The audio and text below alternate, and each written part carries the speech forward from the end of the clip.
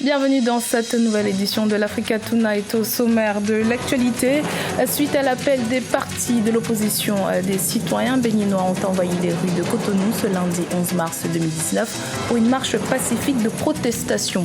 Ils revendiquent entre autres des élections législatives inclusives au Bénin. Coup dur pour le Cameroun qui a été suspendu de l'Organisation mondiale du commerce, une suspension qui fait suite à des arriérés de cotisations estimés à 180 millions de francs CFA entre 2015 et 2019. Et puis Brazzaville, la capitale du Congo, abritera du 16 au 18 avril 2019 la 3e édition du Salon international des technologies de l'information et de l'innovation sous le thème « Développer la confiance numérique pour garantir une économie prospère ». Pour en parler, nous recevons aujourd'hui Luc Missidimbazi, cofondateur de président de l'association Pratique et cofondateur du salon Océane. Mais tout d'abord, le président algérien Abdelaziz Bouteflika a annoncé ce lundi 11 mars sa décision de renoncer à briguer un 5e mandat initialement prévu pour le 18 avril. Il a également annoncé le report de la présidentielle à une date qui n'a pas encore été communiquée. La pression des manifestations pacifiques du peuple algérien contre sa candidature a été effective. Par ailleurs, l'armée avait annoncé dimanche 10 mars qu'elle soutenait la volonté du peuple. Forte mobilisation des populations pour la marche pacifique des forces politiques de l'opposition ce lundi 11 mars 2019 au Bénin. Une marche de protestation qui intervient dans un contexte sociopolitique tendu lié à l'exclusion des partis de l'opposition en prélude aux législatives du 28 avril 2019. Ils réclament notamment des élections législatives inclusives et transparentes. Reportage de notre correspondant Leftiono.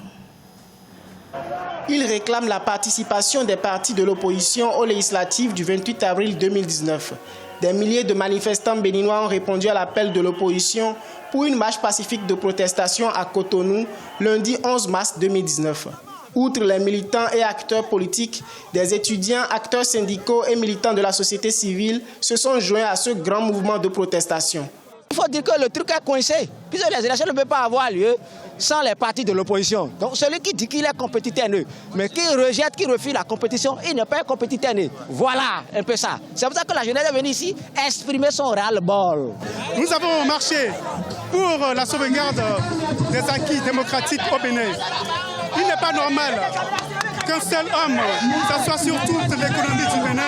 À travers une motion de protestation, les forces politiques de l'opposition ont entre autres exigé la reconnaissance administrative et l'existence légale de tous les partis d'opposition, le retour aux anciennes lois électorales pour organiser les élections et la prise d'une loi d'amnistie pour la libération de prisonniers politiques et le retour des exilés politiques. Nous demandons au chef de l'État de revoir sa copie afin que tous les partis d'opposition aillent aux élections parce que nous sommes dans un pays démocratique, nous ne sommes pas dans une dictature où on va empêcher les opposants d'aller aux élections. Le parti Force Kori-Point Bénin émergent FCBE de l'ancien président Boni Yahi, l'Union sociale libérale de l'homme d'affaires Sébastien Ajavon et Restaurer l'espoir de Candide Azanaï sont exclus des législatives du 28 avril 2019. Ceci pour non-délivrance des quitus fiscaux et des certificats de conformité à la charte politique, toujours en débat selon l'opposition. Toujours au Bénin, le concours Défends ta démocratie s'est achevé le 9 mars à Cotonou, une compétition de plaidoirie en rapport avec le climat politique actuel. Le sujet était la consolidation de la démocratie béninoise vieille de 29 ans. Le premier prix a été remporté avec une moyenne de 15,38 sur 20. Reportage de notre correspondant Leftiono. Faire des propositions idoines pour promouvoir et renforcer la démocratie au Bénin. C'est le défi que doivent relever ces jeunes participants au concours national de plaidoirie Défends ta démocratie. Une initiative de l'Association béninoise de droit constitutionnel qui vise entre autres à inciter la veille citoyenne à travers les nouveaux défis de la démocratie, mais aussi préserver et consolider les progrès démocratiques. Il est vrai que la démocratie fait appel à la compétition. Et la démocratie aussi, c'est le règne de la majorité sous le contrôle de l'opposition et l'arbitrage du peuple, a dit Georges Vidal. Je ne ferai pas d'une lecture en cours de jeu comme ça, dans la mesure où les autorités en question essaient déjà de trouver une solution. Eux-mêmes se sont déjà rendus compte qu'il y a un problème qu'il faut régler. Les participants ont produit des mémoires de plaidoirie et ont défendu devant des membres de jury leurs propositions. Le lauréat du concours a plaidé pour la promotion de la justice et l'égalité au moyen de la connaissance des lois par le peuple. en République du Bénin, notre démocratie ne permet pas l'implication du peuple. Et ça pose un vrai problème. Parce qu'en démocratie, Abraham Lincoln dira que c'est le gouvernement du peuple pour le peuple. Donc une démocratie dans laquelle le peuple n'est pas informé, ce n'est pas bien. Moi je prends en fait ça, l'ignorance du peuple comme un péché. Une dizaine de jeunes candidats ont compétit pour la finale du concours au plan national. Ezekias Biao a été lauréat de l'édition 2019 du concours de plaidoirie Défends ta démocratie avec une moyenne de 15,83. Le Cameroun a été suspendu de l'Organisation mondiale du commerce pour non-paiement de ses cotisations annuelles. Depuis 5 ans, le pays n'a pas honoré ses engagements vis-à-vis de l'organisation et les arriérés cumulés sont aujourd'hui évalués à près de 180 millions de francs CFA. Quelles conséquences sur l'activité économique du pays? Élément de réponse avec Viviane Baoken. Le Cameroun perd son statut de membre de l'Organisation mondiale du commerce du fait du non-respect de ses engagements de mise en conformité aux obligations de l'accord sur la facilitation des échanges. Un accord pour lequel le pays s'est engagé à payer près de 42 millions de francs CFA de cotisations annuelles. Non, je ne pense pas que ce soit vraiment une intention délibérée. C'est juste un problème de processus, je pense. Et ça sera très très vite réglé. Ce n'est vraiment pas très très grave. Du fait de ce non-paiement des cotisations, le Cameroun est actuellement sous le coup des sanctions administratives de la catégorie 3 qui consiste en la suspension de toutes les activités d'assistance technique et au refus de tout accès aux formations organisées par l'OMC. Les conséquences seraient très graves pour le Cameroun si l'OMC venait à suspendre définitivement le Cameroun. Parce que les accords comme par exemple les APE sont décidés dans le cadre de cette organisation. C'est elle qui régit, comme j'ai dit, s'occupe des règles du commerce international, du commerce entre pays. Et donc, si le Cameroun perd sa qualité, si le Cameroun, en cas de différend commercial avec un autre pays, ne pourra pas faire recours à un arbitre au plan international parce que c'est l'OMC qui s'occupe de cela. Rappelons que c'est le 13 décembre 1995 que le Cameroun a adhéré à l'Organisation mondiale du commerce, une organisation dont le but est d'aider les producteurs de marchandises, les exportateurs et les importateurs des pays membres à bien mener leurs activités. Internet aujourd'hui, c'est environ 25% de part dans l'économie mondiale. Les technologies de l'économie numérique sont en perpétuelle mutation. Dans ce monde en pleine mutation numérique, l'Afrique doit jouer sa partition afin d'en tirer les bénéfices. C'est pour servir cette dynamique que le Salon international des technologies, de l'information et de l'innovation a vu le jour.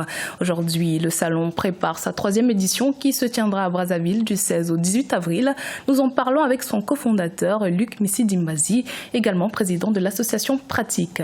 Bonjour Monsieur Missidimbazi, merci d'avoir accepté notre invitation. Merci. Alors, en quoi consiste le Salon Oziane? Le Salon Oziane, merci de nous inviter sur votre plateau. Le Salon Oziane, qui a sa 3e édition, n'est rien d'autre qu'une plateforme qui réunit les acteurs du développement du numérique et de l'innovation pour essayer de effectivement jouer notre partition en tant qu'acteur du secteur des TIC pour montrer ce qu'il y a comme innovation, comme nouveaux services et surtout aussi de pouvoir un peu pousser les différents acteurs à contribuer de façon efficace au développement du digital en Afrique. Alors, étant à votre 3e édition, selon vous, qu'est-ce que les 2 premières ont apporté à l'écosystème numérique africain?